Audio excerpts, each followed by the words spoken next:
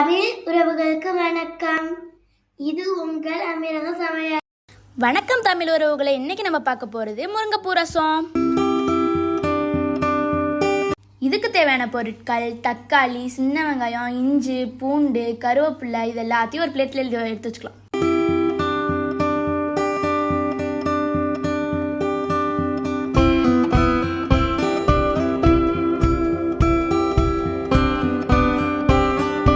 இங்கே பார்த்தீங்களா, நம்ம ஃப்ரெஷ்ஷான முருங்கைப்பூ எடுத்து வச்சுருக்கோம்.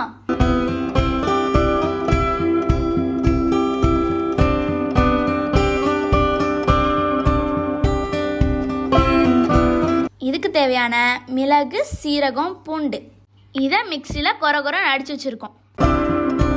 மிக்சியில் சும்மா ஒரு அடி அடித்தா போதுங்க. ஃபஸ்ட்டு மிளகையும் ஜீரகத்தையும் போட்டு அடிச்சுப்போங்க. அடுத்து பூண்டு ஆட் பண்ணி ஒரு அடி அடிச்சுக்கிறோம். அதே மாதிரி இஞ்சியும் சின்ன வெங்காயத்தையும் போட்டு அடிச்சுக்கிறாங்க.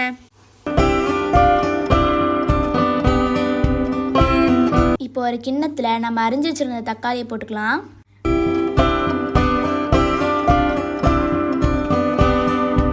இதோட உப்பு, மஞ்சத்தூள்,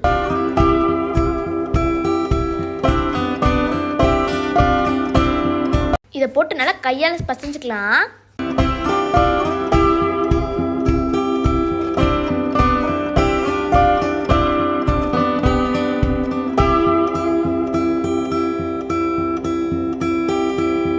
ஒரு எலுமிச்சை பழ அளவுக்கு புளியை எடுத்து ஊற வச்சு இதோட கரைச்சி சேர்த்துக்கிறோம்.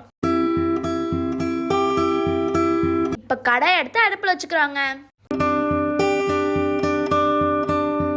எண்ணெய் ஊற்றி எண்ணெய் சூடானதும் கடுகு போடுறோம். கடுகு நல்லா பொரிஞ்சது கருவேப்பிலை,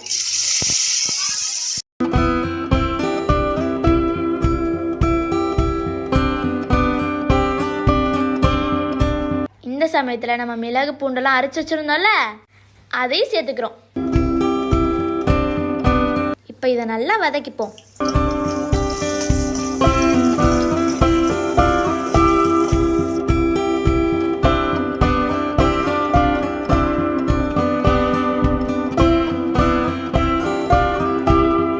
சின்ன வெங்காயத்தையும் இஞ்சியும் மிக்சியில் போட்டு அடிச்சு இந்த சமயத்தில் சேர்த்துக்கிறோம். இப்போ எல்லாத்தையும் சேர்த்து வதக்கிப்போம். இப்போதாங்க நம்ம முருங்கைப்பூ சேர்த்துக்கிறோம்.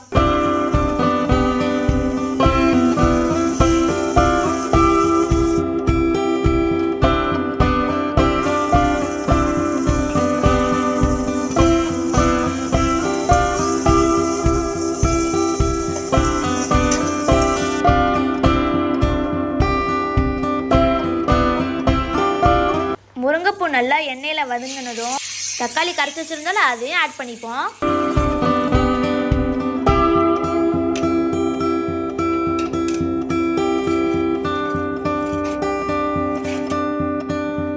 இந்த சமயத்தில் பச்சை மிளகாய் சேர்த்துக்கிறோங்க.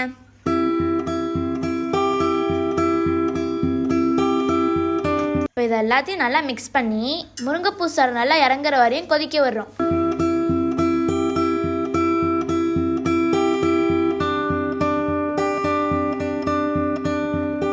இங்கே பார்த்தீங்களா, அருமையான முருங்கைப்பூ ரசம் ரெடிங்க. Thank you guys. இந்த வீடியோ உங்களுக்கு பிடிச்சிருந்தா லைக் பண்ணுங்க, ஷேர் பண்ணுங்க, சப்ஸ்கிரைப் பண்ணிருங்க.